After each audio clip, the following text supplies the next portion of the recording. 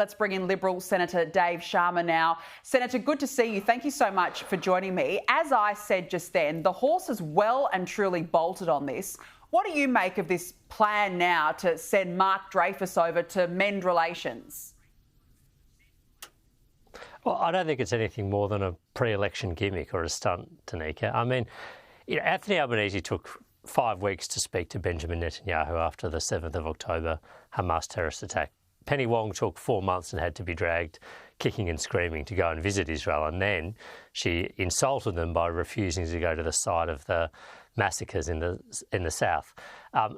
We've had this government do more damage to this relationship with Israel than I've ever seen in my entire diplomatic career, and I worked for Labor governments when I was stationed in Israel. This is unprecedented, the harm this has done.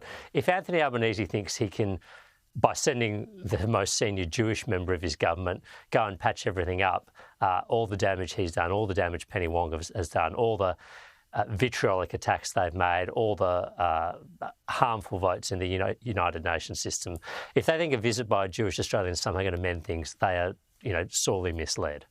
Well, it's interesting because I had members of the Jewish community reach out to me today saying how big of a joke this is, and they were really angry. They said to me that this is not actually going to mend relations, which has been so damaged by Albanese and Wong.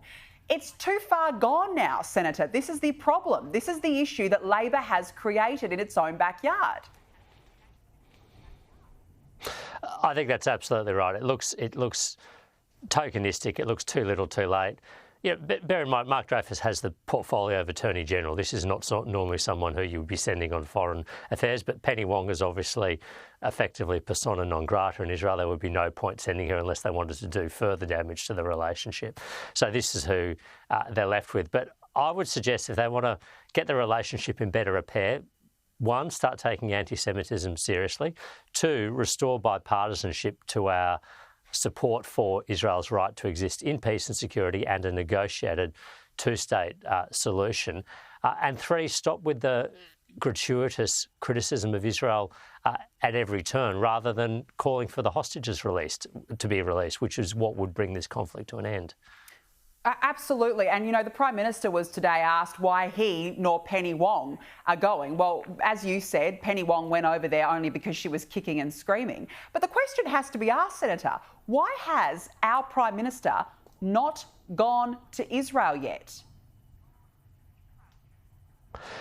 Well, I think it's a genuine mistake that he is not. I mean, look, after the 7th of October, Joe Biden travelled there. He was there within days of the 7th of October terrorist attack. Rishi Sunak, the then UK Prime Minister, visited. Emmanuel Macron visited, the French President. Olaf Scholz, the German Chancellor. I mean, almost, the Ursula von der Leyen, the European Commission President, Japanese Prime Minister. Countless world leaders visited. Not only did Albanese not visit, it took him 8 weeks to put a phone call into Netanyahu. The very first public reaction of this government was not to condemn the loss of life, condemn the horrific terrorist attack. It was to call on Israel to restrain itself. That was Penny Wong's tweet on the night of the 7th of October terrorist attack. I mean, at every step of the way, I think they've intentionally sought to damage this relationship, to insult Israel, to harm our national interests, all because their own political base, the Greens who put them under pressure in the inner city seats, parts of their community who votes for them in outer suburban seats, they're all about appeasing that base. Yeah, that's very clear. It's been very clear for the last 15 months. I just want to ask you about anti-Semitism as well. We've seen a number of incidents in the last few days in Sydney's areas where they do have a higher Jewish population. I know many of these areas you hold dearly yourself. At what point do we say enough is enough? I watched a video of a Jewish woman in tears yesterday over one of the incidents that happened. Yeah.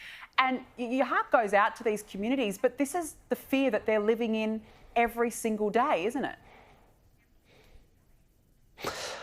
They are, and you have to remember, I mean, there were, just in the eastern suburbs of Sydney, there was the car being graffitied overnight, I think, or the night before. There have been 2 instances of cars being firebombed in the past 2 months. There was a synagogue firebombed in Melbourne.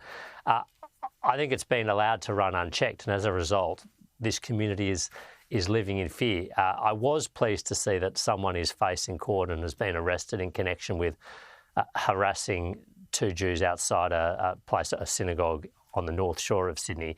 But we need to be seeing far more of that quick, prompt police action, throwing the book at these people so they get the message that this sort of behaviour, targeting, vilifying, intimidating a group of fellow Australians simply on account of the faith they hold, has no place in Australia. And the government has been way too slow in delivering that message and way too keen to just try and hope the whole issue goes away. It's not going away. We need stronger leadership from our government.